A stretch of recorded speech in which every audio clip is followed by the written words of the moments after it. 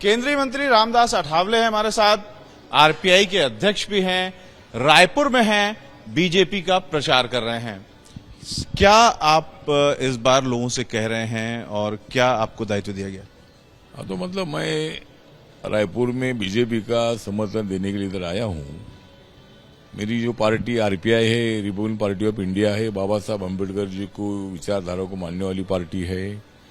मेरी party national democratic alliance में माननीय नरेंद्र मोदी के नेतृत्व में काम करती है और मैं नरेंद्र मोदी सरकार में सामाजिक न्याय अधिकारिता मंत्रालय का राज्य मंत्री हूँ।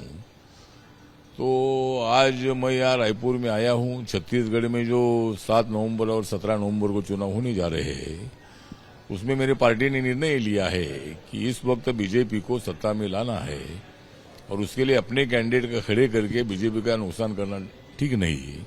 और इसीलिए मेरे पार्टी ने निर्णय लिया है कि 90 सीटों पर एक भी सीट हम खड़ी नहीं करेंगे और पूरे 90 सीटों पर बीजेपी का समर्थन करेंगे और लोगों को अपील करेंगे कि 9.25 सालों में नरेंद्र मोदी जी के नेतृत्व में देश विकास की दिशा से आगे बढ़ रहा है। पूरे देश भर में नेशनल हाईवेज बहुत अच्छे हो रहे हैं। जनधन योजना के 50 करोड़ अकाउंट खुले हैं। कम से कम 36 करोड़ लोगों को मुद्रा योजना का लोन मिला है। 9 करोड़ से ज्यादा लोगों को गैस सिलेंडर मिला है उज्ज्वला योजना का। 4 करोड़ से ज्यादा लोगों को प्रधानमंत्री आवास योजना का मकान मिला है।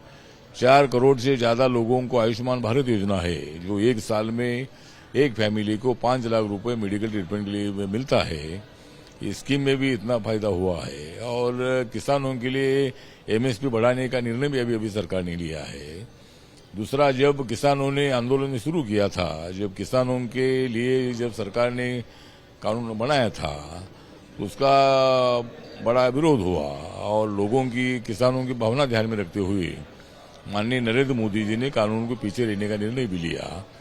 370 आर्टिकल जो जम्मू कश्मीर में था, वो कई सालों से आजादी के बाद वो ऐसा ही चलता रहा था। वहां तिरंगा झंडा नहीं लहरता था, लेकिन 370 आर्टिकल हटाने के बाद वह तिरंगा झंडा लहर रहा है। सारी योजनाएं आपने गिना दी, लेकिन दर्शक कहेंगे आपके कि अठावले जी ने न तो कोई कविता सुनाई न कोई तुक बनाया। नहीं, कविता तो मतलब अभी तो कविता तो आप चूंकि इसलिए जाने जाते हैं और आप बेहद लोकप्रिय हैं, मशहूर हैं, संसद के अंदर हम आप लोग आपको सुनते रहे हैं, तो जो कुछ भी आप कहेंगे, सीधी बात क्या कहने वाले हैं जिससे बीजेपी से लोग कनेक्ट होंगे? अब तो सीधी बात हम यही कहेंगे कि मैं दलित समाज से मैं ये कहूंगा, जो अम्बेडकराइट लोग हमारे, उनको ये कहूंगा कि भारतीय जनता पार्टी, नरेंद्र मोदी जी बाबा साहब के दलितों के खिलाफ नहीं है। जब से नरेंद्र मोदी जी सत्ता में आए, तब उन्होंने मतलब संविधान को माथा टेकर शपथ ली है। नरेंद्र मोदी जी ने जो अभी नया संसद भवन बना है, उसको संविधान सदन ने नाम दिया है। बाबा साहब के बहुत सारे मेमोरियल के काम उन्होंने पूरे किए हैं। और बाबा साहब अम्बेडकर जी की 125वीं जयंती जब आई थी 2014-15 में, तब 2 दिन का स्पेशल अधिवेशन लिया था। तो ऐसी बहुत सारी बातें हैं, ये बातें सरकार ने की है। इसीलिए कांग्रेस पार्टी जो प्रचार कर रही है कि भाई ये सरकार संविधान बदलेगी, लेकिन ये देश का संविधान इतना बढ़िया है कि वो बदलने की किसमें हिम्मत नहीं है, ताकत नहीं है। और संविधान बदलने की क्या जरूरी है? संविधान, मुख्यमंत्री का कोई चेहरा बीजेपी ने नहीं दिया, इसका कोई असर पड़ेगा? मुझे लगता है कि बीजेपी ने इसलिए नहीं दिया है कि जब मेजोरिटी में मिलेगी तब चेहरा देंगे। हमारे माननीय रमन सिंह एक बड़े चेहरे पहले से माने जाते थे। हाँ, तो रमन सिंह जी 3 बार यहाँ के मुख्यमंत्री भी रहे हैं। रमन सिंह जी मेरे अच्छे मित्र भी है, मेरे साथ वो लोकसभा में थे, उसके बाद वो मुख्यमंत्री बनकर वो इधर आए थे। तो अभी मैं 7:30 बजे रमन सिंह जी को मिलने वाला हूँ।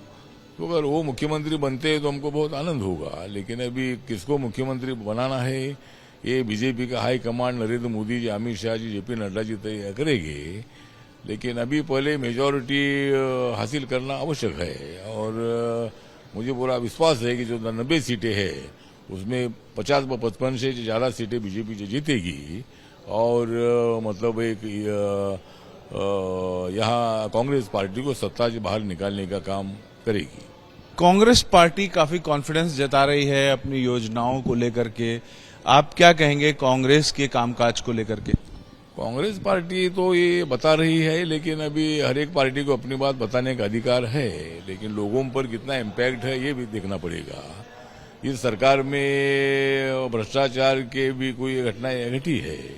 यहाँ जो वाइन शॉप्स है, वो वाइन शॉप्स जो है ये रमन सिंह जी के टाइम पर उन्होंने काफी वाइन शॉप मतलब बंद किए थे, और लेकिन अब ये सरकार आने के बाद वाइन को बहुत ज्यादा बढ़ावा दे दिया है, और बहुत सारे काम ऐसे है कि भाई उससे लोग खुश नहीं है, और ये हम लोगों को तो समझा रहे हैं कि भाई सरकार भ्रष्टाचारी है। राहुल गांधी जी उल्टी सीधी बात करते हैं, और नरेंद्र मोदी जी को हराने के लिए ये इंडिया नाम देकर ये लोगों को गुमराह कर रहे हैं। ये भी बातें हम लोगों के सामने जाकर हम बताएंगे। और एक नरेंद्र मोदी जी एक बाजू में और दूसरे जो पूरे नेता लोग एक साथ में है।